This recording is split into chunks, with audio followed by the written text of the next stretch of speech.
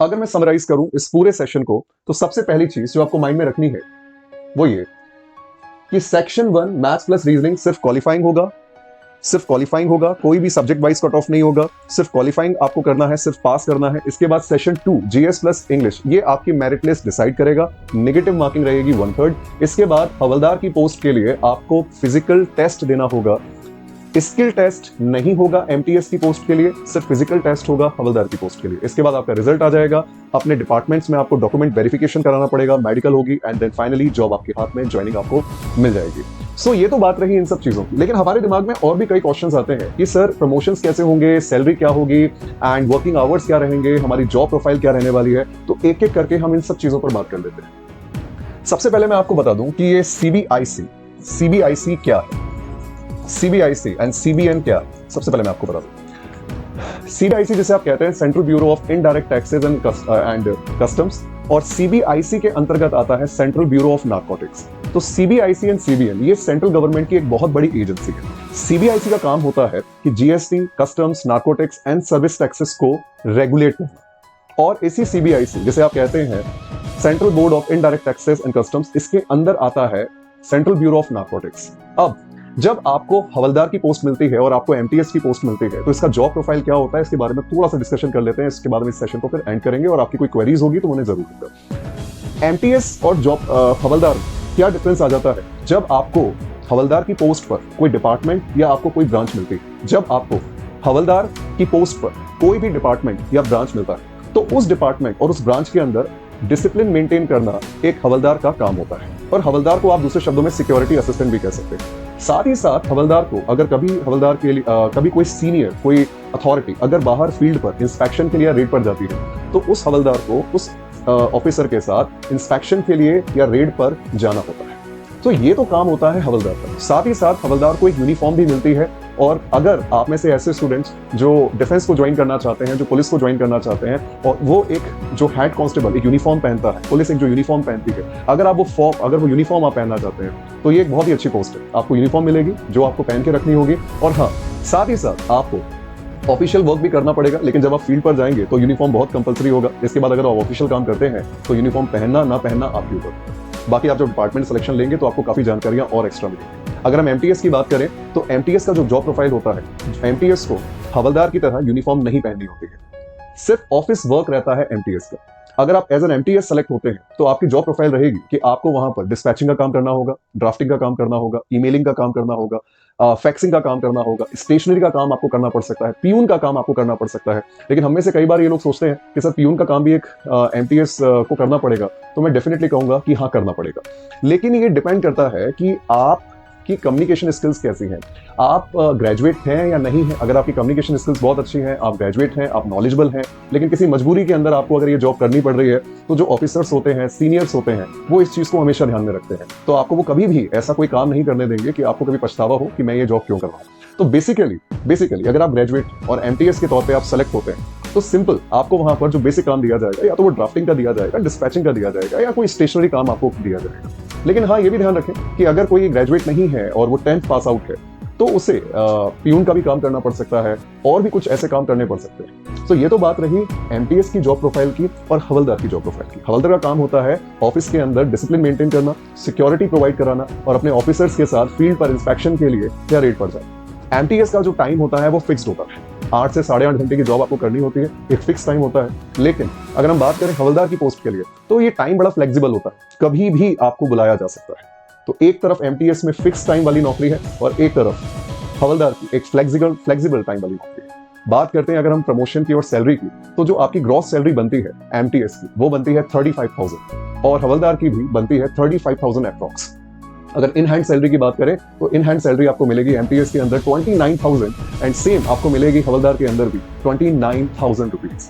Basic पे जो आपकी अभी एमटीएस एंड हवलदार के लिए वो होगी 18,000 रुपीज, और in hand salary TA, DA, HR मिलाकर आपके पास होगी 29,000। तो मुझे ऐसा लगता है कि एक बहुत बड़ा मोटिवेशन है कि अगर आप 10th पास हैं, तो अगर 10th पास कैंडिडेट को अगर इस इनिशियल स्टेज पर अगर इतनी सैलरी मिल रही है सरकार की तरफ से, तो ये नौकरी और ये चीज आपके लिए बहुत बहुत मायने रखती है। आई थिंक बहुत बड़ी बात है कि एक 10th पास कैंडिडेट को ये पैसे मिल रहे हैं। साथ ही साथ आपको कुछ पर्क्स अगर मैं बताऊं तो दिवाली बोनस आपको मिलता है, ट्रैवलिंग अलाउंसेस आपको मिलते हैं, साल भर में एक बार शायद आपको 3rd AC की टिकट फ्री में मिलेगी, साल भर में आपको एक बार ट्रैवलिंग अलाउंस भी मिलेगा। तो ये सारे पर्क्स, ये फायदे होते हैं MTS और हवलदार की पोस्ट के लिए।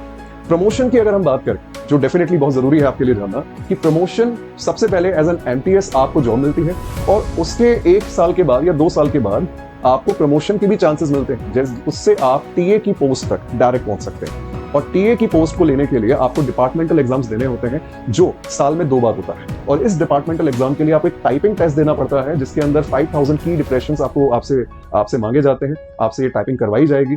तो सिंपल एक टाइपिंग टेस्ट देकर के, जो बहुत ही आसान है, और आपको साल भर में 2 बार मौका मिलेगा, और ऐसे 3 साल तक आपसे ये टेस्ट लिया जाएगा और 2-2 मौके मिलेंगे। दैट मीन्स टोटल 6 मौके आपके पास होंगे MTS के अंदर। तो MTS के अंदर हवलदार के मुकाबले जो प्रमोशन होता है वो काफी जल्दी होता है। हवलदार की अगर बात करें तो हवलदार प्रमोट होकर के हेड हवलदार तक जा सकता है। हेड हवलदार तक एक हवलदार प्रमोट होकर जा सकता है। लेकिन अगर उसी हवलदार को TA की पोस्ट तक जाना है तो डेफिनेटली 10 से 11 साल उसको लग जाएंगे। लेकिन उतना टाइम MTS में नहीं लगता है। MTS में आप 3 से 4 साल के बाद प्रमोट हो सकते हैं। उसके बाद अगर आप TA की पोस्ट पे जाते हैं तो फिर उसके 3 साल के बाद भी आप सीनियर टेक्स्ट असिस्टेंट बन सकते हैं डिपार्टमेंटल एग्जाम देकर के। तो डिपार्टमेंटल एग्जाम्स काफी इजी होते हैं। तो हमने ये जाना कि MTS के अंदर प्रमोशंस बहुत तेजी से होते हैं, वहीं पर हवलदार के अंदर प्रमोशंस थोड़े स्लो होते हैं। MTS के अंदर आपको यूनिफॉर्म पहनने की जरूरत नहीं है, लेकिन हवलदार अगर आप बन जाते हैं तो आपको एक पुलिस वाली फीलिंग जरूर आएगी, क्योंकि आपको एक यूनिफॉर्म मिलेगी और वैसी ही यूनिफॉर्म मिलेगी जो एक हेड कांस्टेबल के पास होती है। लेकिन आपका काम सिर्फ उस डिपार्टमेंट के अंतर्गत ही रहेगा अगर आप हवलदार। हमने बात कर ली सैलरी की, हमने बात कर ली प्रमोशंस की, हमने बात कर ली वर्किंग आवर्स की, हमने बात कर ली है यूनिफॉर्म मिलती है या नहीं मिलती है। हमने हर तरीके से MTS और हवलदार को डिफरेंशिएट कर लिया है। एंड मुझे लगता है कि आई थिंक इतनी जानकारियां काफी है। मोटिवेशन के लिए मैं आपको 2 चीजें बताता हूँ। मोटिवेशन के लिए एक स्टूडेंट को मोटिवेशन कैसे मिलता है। एक, जब वैकेंसीज बहुत ज्यादा होती हैं तो भले ही एक स्टूडेंट की तैयारी कम हो, लेकिन उसको इतना पता लग जाता है कि इतनी वैकेंसीज के लिए अगर मैं बहुत मेहनत करूंगा तो कहीं ना कहीं मेरी जॉब लग जाएगी। तो पहला मोटिवेशन ये है कि इतनी वैकेंसीज नहीं आती हैं स्टूडेंट्स। आई थिंक लास्ट मुझे नहीं पता है कि इतनी वैकेंसीज इससे पहले कब आई थी। आई थिंक बहुत समय के बाद, बहुत सालों के बाद इतनी वैकेंसीज SSC ने रिलीज की है। दूसरा मोटिवेशन है कि 10th पास कैंडिडेट को अगर 20,000 29,000 इन हैंड सैलरी मिल रही है तो इससे बड़ा मोटिवेशन स्टूडेंट्स नहीं हो सकता है। तो एक तरीके से मैं आपको बताऊं कि ये जो मौका आपको मिला है, आपको ये मौका भुनाना पड़ेगा। आपको खूब मेहनत करनी है। और अगर आप में से कोई ये कहता है कि मेरे पास रिसोर्सेज नहीं है, मेरे पास ये नहीं है, मेरे पास पैसे नहीं है, तो मैं आपको बता दूं आज 2023 में आपके पास रिसोर्सेज की कोई कमी नहीं है। आप YouTube पर फ्री लेक्चर्स काफी सारे टीचर्स के देख सकते हैं। सभी टीचर्स अपने लेवल पे बहुत मेहनत कर रहे हैं। सभी टीचर्स बहुत मेहनत कर रहे हैं। दूसरी बात मैं आपको बता दूं, आपके पास किताबें हैं, आप किताबें खरीद कर पढ़ सकते हैं। बहुत टफ एग्जाम नहीं आता है, लेकिन यस, MTS सिर्फ एक वजह से टफ हो जाता है, और उसका सबसे बड़ा कारण है कि इसमें हर एक स्टूडेंट पार्टिसिपेट करता है। चाहे वो CGL की तैयारी करने वाला स्टूडेंट हो, चाहे वो CHSL की तैयारी करने वाला स्टूडेंट हो, चाहे वो किसी भी एग्जाम को टारगेट कर रहा हो, हर तरह के स्टूडेंट्स इस एग्जाम में भाग लेते हैं, जिस वजह से ये एग्जाम काफी टफ हो जाता है। जब CGL के स्टूडेंट्स भी इसे देंगे, CHSL के लिए भी देंगे, बैंकिंग के स्टूडेंट भी इसमें कूदेंगे, ग्रेजुएट, पोस्ट ग्रेजुएट, सब लोग जब इस एग्जाम को देंगे तो ये एग्जाम डेफिनेटली काफी टफ होने वाला है। कट ऑफ स्टेट वाइज अलग अलग रहेगा, union territory wise cut off अलग अलग रहेगा। जिस स्टेट से आप दे रहे हैं कट ऑफ अलग जाएगा। आपकी अपनी कैटेगरी, जैसे कि आप SC ST में आते हैं, OBC में आते हैं, अंडर रिजर्व में आते हैं, इसका भी कट ऑफ अलग अलग रहेगा। डिपार्टमेंटली कट ऑफ अलग अलग जाएगा। काफी सारी चीजें हैं स्टूडेंट्स। आपको एक बात का ध्यान रखना है कि यहाँ पर जो बैटल है, यहाँ पर जो लड़ाई है, वो एक मार्क की है। एक मार्क के लिए आपको आज से ही मेहनत करनी है। आपका एक मार्क भी अगर कम होता है तो आप काफी स्टूडेंट्स पीछे हो जाते हैं। काफी स्टूडेंट से आप पीछे हो सकते हैं, हजारों स्टूडेंट से आप पीछे जा सकते हैं अगर आप एक मार्क भी लूज करते हैं। सेशन 1 में कोई नेगेटिव मार्किंग नहीं है, लेकिन सेशन 2 में आपको बहुत मेहनत करनी पड़ेगी, GS के अंदर भी एंड इंग्लिश के अंदर भी। अब तक अगर कोई स्टूडेंट डिटेल में चीजों को नहीं पढ़ रहा है तो उसे अब पढ़ना पड़ेगा। मैं अगर बात करूं इंग्लिश की, तो मैंने अक्सर स्टूडेंट्स का जो इंग्लिश पढ़ने का तरीका देखा है कि वो रूल से पढ़ना पसंद करते हैं। उन्हें लगता है कि आज से 10 साल पहले या 5 साल पहले जो एग्जाम में आता था, जिस तरह से सवाल पूछे जाते थे, क्वेश्चंस पूछे जाते थे, बस आपको 120-40 रूल्स याद करने होते थे। उन्हीं रूल्स के आधार पर आपका सिलेक्शन हो जाता था। गधे में और घोड़े में कोई फर्क नहीं था। लेकिन स्टूडेंट्स, अब टाइम चेंज हो चुका है, अब पैटर्न चेंज हो चुका है। जो टीम अब एग्जाम कंडक्ट करा रही है और वो टीम जो आपके लिए ये एग्जाम बना रही है, वो काफी स्मार्ट है। आपसे वो हर चीज पूछेंगे ताकि ये जाना जा सके कि आप रट करके पढ़ाई कर रहे हैं या समझ के पढ़ाई कर रहे हैं। तो मैं आपसे जरूर कहूंगा कि आज भी अगर आप रट के पढ़ रहे हैं तो रट करके मत पढ़िए, रटने वाली चीजों को रटिए, लेकिन ग्रामर के रूल्स रट करके आप बहुत आगे तक नहीं जा सकते।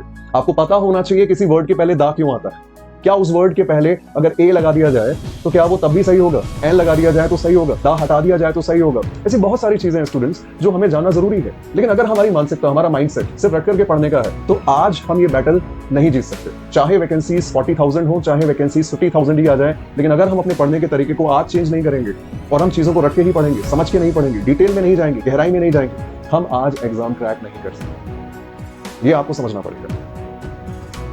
सो आई थिंक आपको ये जानकारियां पसंद आई होंगी। And Shekhar, good evening Shekhar, good evening, yes Abhishek, good evening everyone students. अगर आपके कोई डाउट्स हैं तो आप मुझसे वो डाउट्स पूछ सकते हैं। आप में से कुछ लोगों ने क्लासेस को लेकर के कुछ पूछा है, तो मैं आपको बता दूं ऑफलाइन क्लासेस चल रही हैं। मंडे से हम लोग क्लास शुरू करने जा रहे हैं एक नए टॉपिक के साथ। तो जितने भी लोग इस शहर में रहते हैं, आई एम फ्रॉम ग्वालियर, मैं ग्वालियर से बात कर रहा हूँ, अगर आप ग्वालियर में हैं तो आप मंडे से ज़रूर कनेक्ट होइए।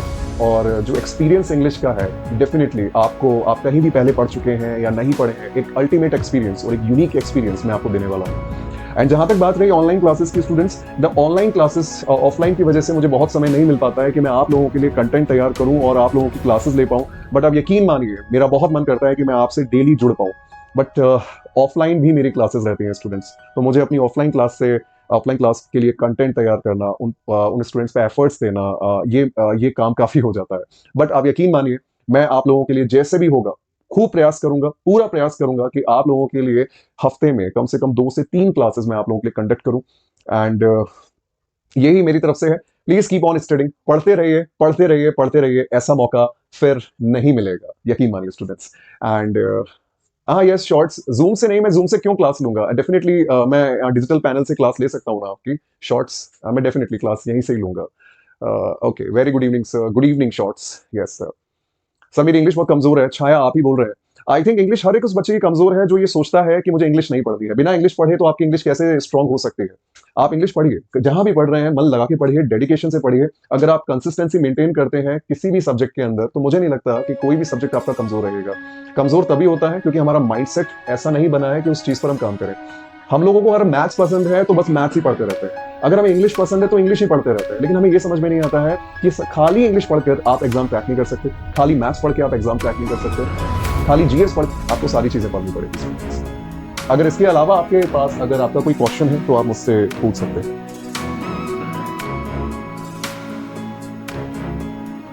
चलिए स्टूडेंट्स, आज के सेशन को हम यही खत्म करते हैं। मैं उम्मीद करता हूं कि आपको मेरे सेशन काफी पसंद आया होगा। एंड मैं definitely I am Prem Singh. Okay, thank you Prem, thank you. Okay students, पढ़ते रहिए, मस्त रहिए, खुश होकर पढ़ाई करिए एंड पूरा फायदा उठाइए इस बार इन वैकेंसीज का। आपके पास वैकेंसीज की छड़ी लगी हुई है, सीजीएल में वैकेंसीज है, जीडी में वैकेंसीज है, एमटीएस ने वैकेंसीज रिलीज कर दी है, आगे और भी अलग अलग डिपार्टमेंट्स में वैकेंसीज आने वाली है। पढ़ते रहिए। Thank you so much and जय हिंद। Thank you, students.